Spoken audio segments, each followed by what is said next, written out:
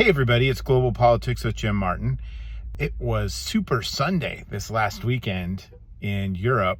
We had 3 elections, one first round presidential election in Poland, one legislative election in Portugal, and finally a second round election for president in Romania.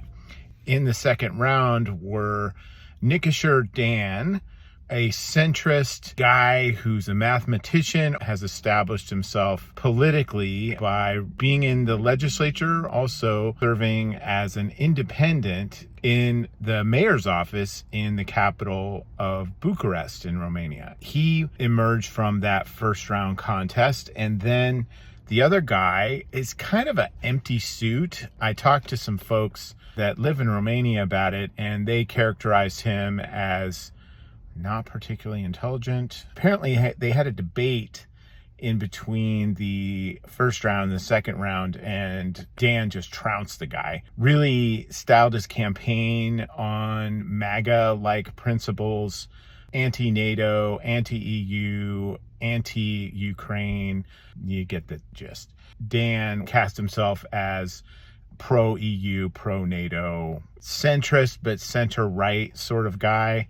And that's really the reputation he's had for some time. So anyway, Dan won, which delighted the people that I spoke to. One other thing about that election is that you may recall that I talked about it a couple of weeks ago after the first round ended. That was like, man, daunting task here, because Simeon, the candidate of the far right, had won 40% of the vote.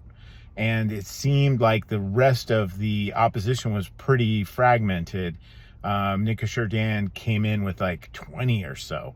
However, turnout jumped quite a bit between the first and second rounds, which I'm told is very common in these 2-round presidential elections. He came back and won this with 54% of the vote. Simeon got about 45. We've got a moderate centrist guy as the president of Romania, which really is a good thing in my opinion, and in the opinion of the Romanian folks that I've spoken with. He's got a lot of work cut out for him.